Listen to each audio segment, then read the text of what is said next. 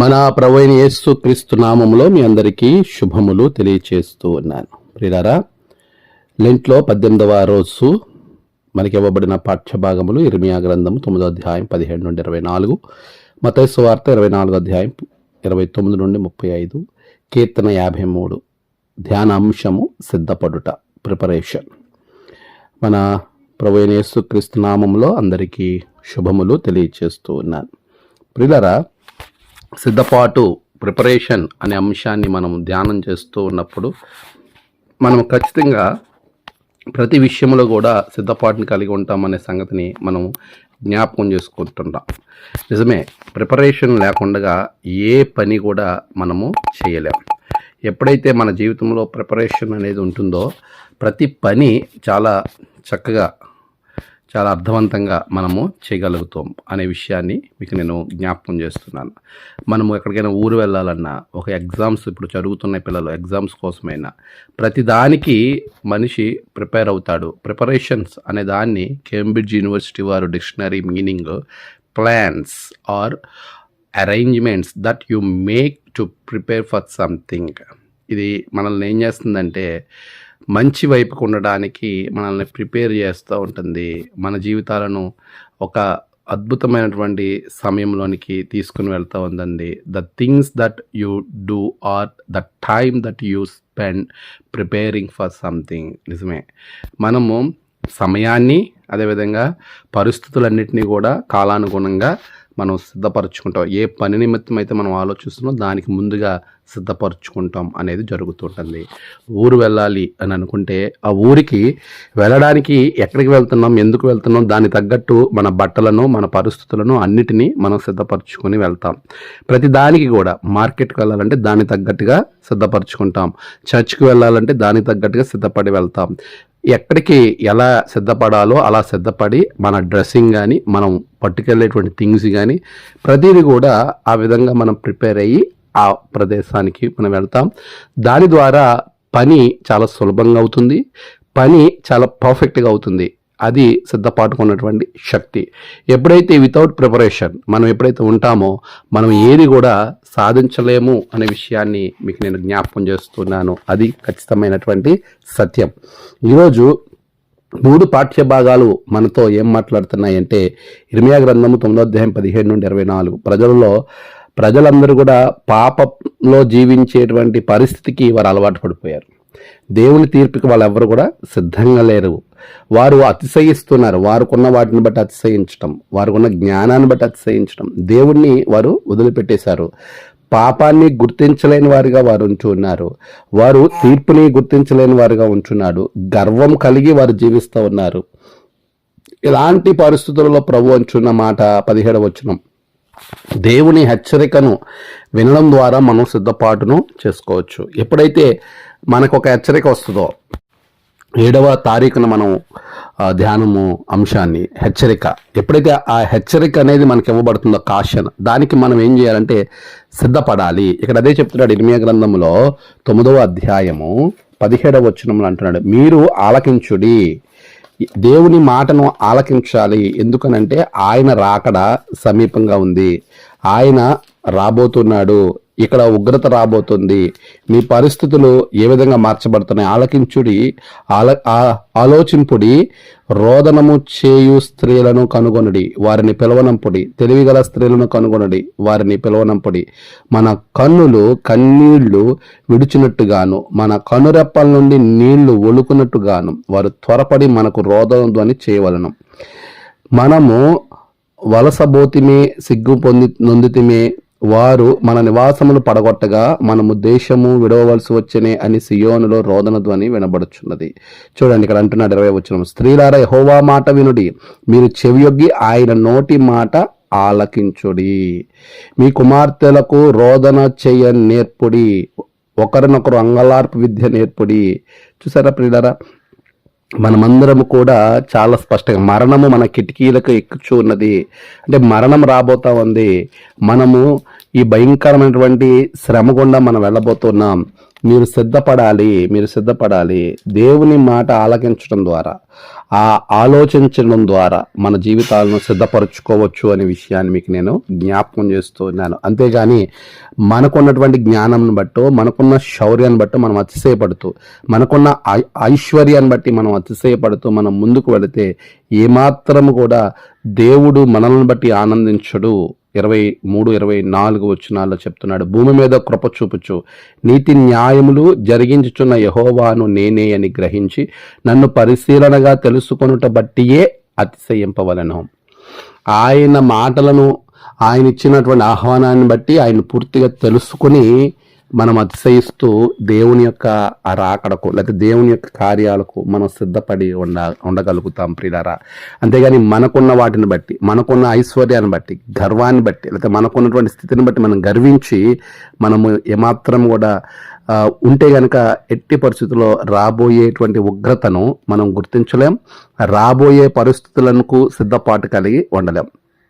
చూడండి, మనందరికీ తెలుసు 3 చేపల కథ. సుమతి, కాలమతి, మందమతి. ఈ ముగ్గురు మంచి స్నేహితులు. మన చిన్నప్పటి నుంచి ఈ స్టోరీ వింటూనే వస్తూ ఉన్నాం.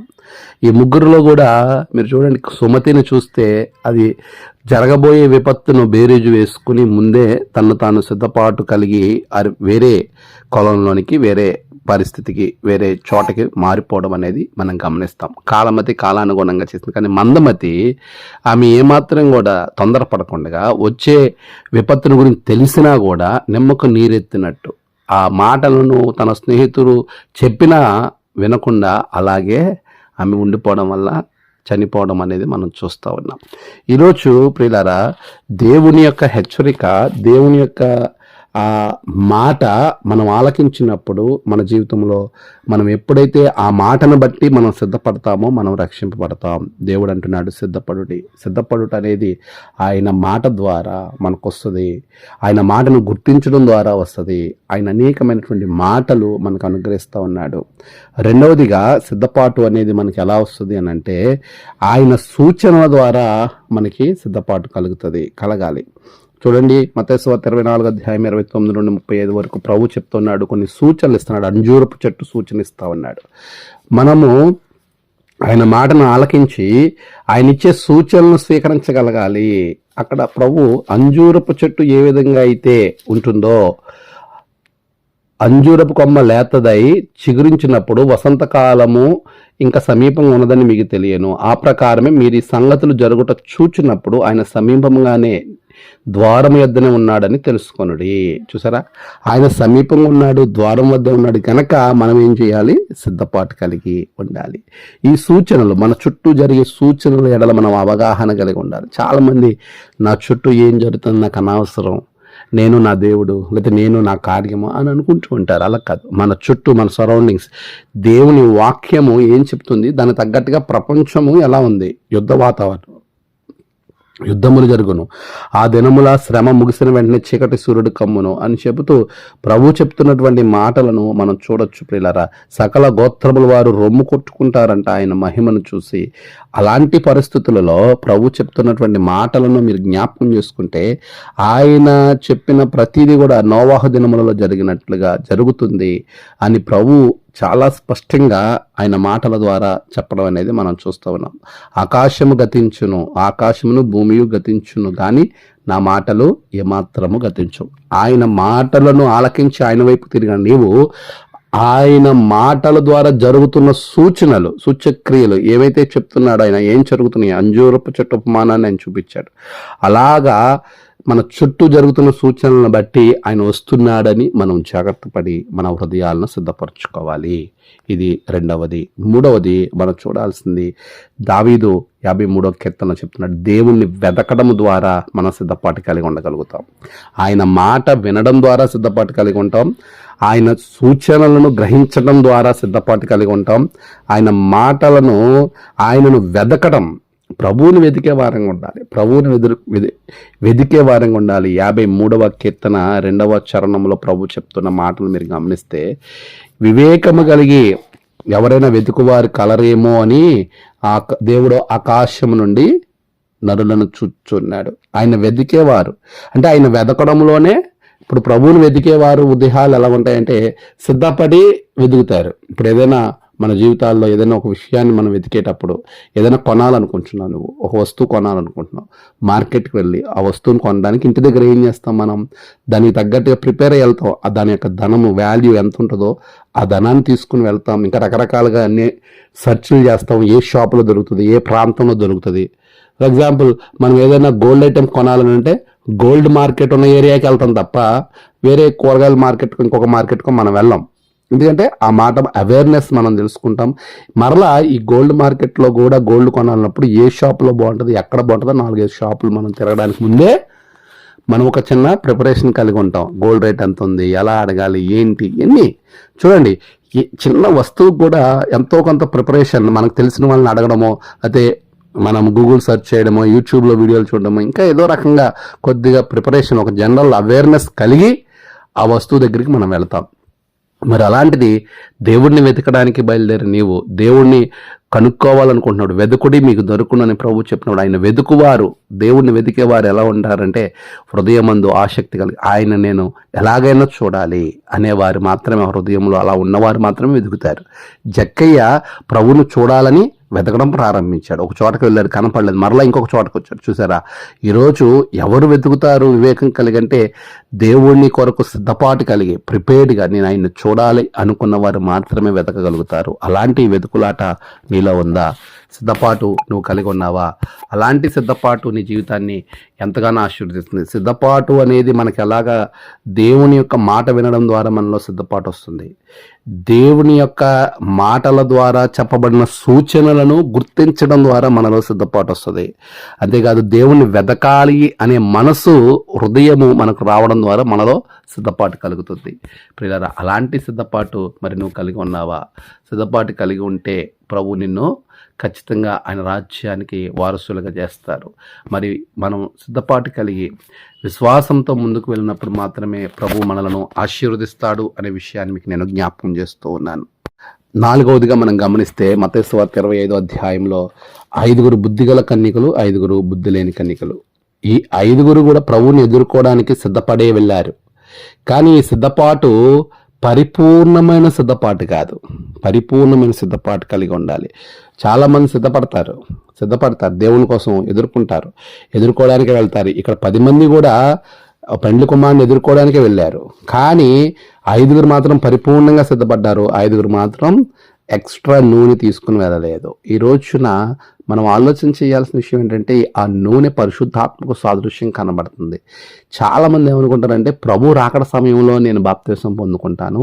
సిలువ మీద ఆ దొంగ ఎప్పుడు బాప్తిసం పొందాడని రక్షింపబడ్డాడు, కాబట్టి నేను ఆ సమయంలో నేను బాప్తిసం తీసుకుంటాను, ఇంకా సమయం ఉందలే అప్పుడు చూద్దాంలే అని చాలా ఒక రకమైన నిర్లక్ష్య భావంతో వారు ఉండడం ద్వారా దేవుని యొక్క సన్నిధిలో ఆయనతో కలిసి ఉండలేరు. ఇక్కడ 10 మంది కన్యకలలో 5 ఒకవేళ ప్రభు పెండ్లి కుమారుడు ఆలస్యం చేస్తే ఏంటి, ఈ నూనె అయిపోద్ది కదా, మనం వెలుగుతున్న దీపంతో కదా ఆయన ఎదుర్కోవాలి అనేటువంటి ఆలోచనతో వారు ఎక్స్ట్రా నూనె కూడా తీసుకుని వెళ్ళారు. ఈరోజు అది ప్రిపరేషన్లో ముందు చూపు ఉంటుంది. మనం ఎప్పుడైతే సిద్ధపాటు అనే దాన్ని చూస్తే పరిపూర్ణంగా సిద్ధపాటు కలిగి ఉండాలి. చాలాసార్లు మనం చూడండి, ఏదైనా ఒక దూర ప్రాంతం మనం వెళ్ళాలనుకోండి, ఫోన్ ఇప్పుడంతా చాలా కీలకమైనటువంటి పాత్ర వహిస్తుంది ప్రతి ఒక్కరి జీవితంలో. వీరేం చేస్తారు, ఫోన్ ఛార్జింగ్ కోసం పవర్ బ్యాంక్ని కూడా తీసుకుని వెళ్తారు. అంటే ఒకవేళ ఛార్జింగ్ అయిపోతే ఏంటి పరిస్థితి, ఇంకా రకరకాల ఆల్టర్నేటివ్స్ చాలామంది చూసుకుంటారు. ప్రతిదానికి ఎప్పుడైనా ఏదైనా ఊరు వెళ్తే 1కి 2 జతల బట్టలు పెట్టుకుంటారు, ఒకవేళ ఈ జత కాకపోతే అది అన్నట్టుగా. చూడండి, ఆల్టర్నేటివ్ ఆలోచిస్తారు. ప్రిపరేషన్ ఎప్పుడు కూడా పరిపూర్ణంగా ఉండాలి. ప్రిపరేషన్ అక్కడ చూసుకుందాంలే, ఏం అవసరం అవదలే అనుకున్నాం అంటే ఈ 5 మంది బుద్ధి లేని కన్యకలుగా వారికి పేరు ఎందుకు ఇవ్వబడ్డదంటే వారి సిద్ధపాటు సరిగా లేకపోవడం వలన వారు బుద్ధి లేని కన్యకలు అయ్యారు. అంతేగాని బుద్ధి లేని కన్యకలు ఇలా ఉన్నారు అనేది కాదు అక్కడ ఉద్దేశం. వారు మంచిగా ప్రిపేర్ అయ్యి వెళ్ళారు కాబట్టి వారు బుద్ధి గలవారయ్యారు. వీరు సరిగా ప్రిపేర్ అయ్యారు కానీ పూర్తిగా ప్రిపేర్ అవ్వలేదు. ఇప్పుడు ఎగ్జామ్స్ జరుగుతున్నాయి, 10వ తరగతి పరీక్షలు జరుగుతున్నాయి. ప్రిపేర్ అవుతారు, అందరూ చదువుతారు, అందరూ ప్రిపేర్ అవుతారు. కానీ కొంతమంది పాస్ అవుతారు, కొంతమంది ఫెయిల్ అవుతారు, కొంతమందికి మంచి మార్కులు వస్తాయి, కొంతమంది తక్కువ మార్కులు వస్తాయి. ఎందుకు అలా వస్తున్నాయి? అందరూ ప్రిపేర్ అవుతారు, అందరికీ అదే సమయం ఉంది, అందరికీ అయ్యే సబ్జెక్టులు. కానీ ఒకరికి ఎక్కువ ఒకరికి తక్కువ ఎందుకు వస్తున్నాయంటే ఆ సిద్ధపాటు కలిగిన వారిలో అది లోపం అని మనం చెప్పొచ్చు. సిద్ధపాటు కలిగిన వారు పరిపూర్ణంగా అయ్యారు అని మనం చెప్పొచ్చు. అంతే కదా. ఈరోజు దేవుడు అందరికీ సమాన సమయం ఇచ్చాడు. అందరూ రాకడికి ఎదురు చూస్తున్నారు. నీవు ప్రభువు చెంతన ఉండాలి అనేది, ప్రభువు నిన్ను తీసుకుని వెళ్ళాలి అని నువ్వు ఆలోచన చేస్తే నువ్వు సిద్ధపాటు కలిగి ఉన్న దాని మీద ఆధారపడి ఉంటుంది. నువ్వు పరిపూర్ణంగా సిద్ధపాటు అవుతున్నావా లేదా?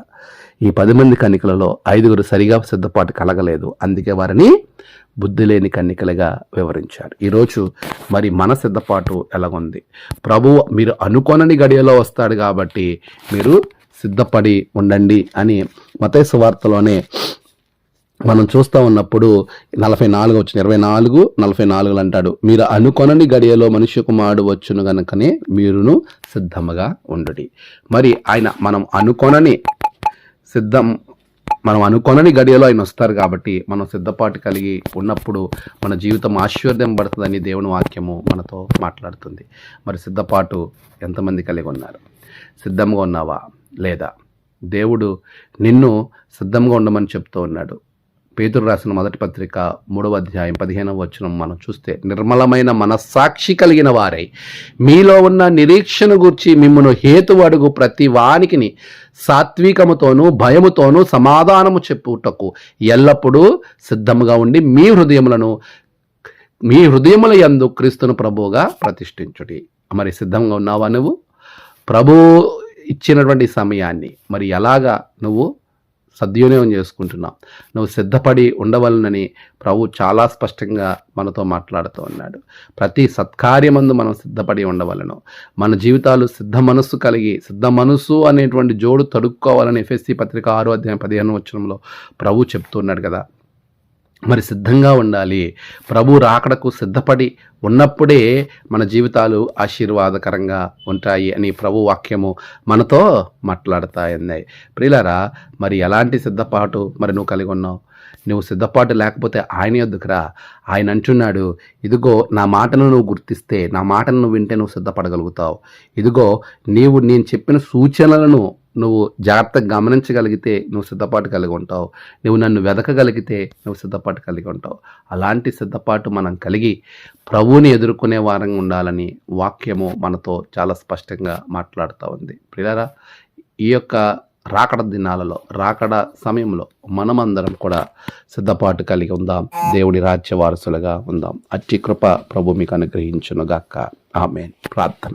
సర్వోన్నతుడ గొప్ప దేవ, నీ బిడ్డలను నీ రాకడకు సిద్ధపరచండి. చుట్టూ జరుగు పరిస్థితులను బట్టి వారి ప్రభువా నీ మాటను ఆలకించి, నీ సూచనలు గుర్తించి, నిన్ను వెదికి పరిపూర్ణమైన సిద్ధపాటుతో ముందుకు వెళ్ళి నీ విందులో, పెండ్లి విందులో పాలు పంపులు పొందే బిడ్డలుగా మార్చమని క్రీస్తు పేరట అడిగి వేడుకొంచున్నాం తండ్రి. ఆమేన్. తండ్రి, కుమార, పరిశుద్ధాత్మ త్రియేక దేవుని ఆశీర్వాదం మీకు తోడుగా ఉండి నడిపించును గాక. ఆమేన్.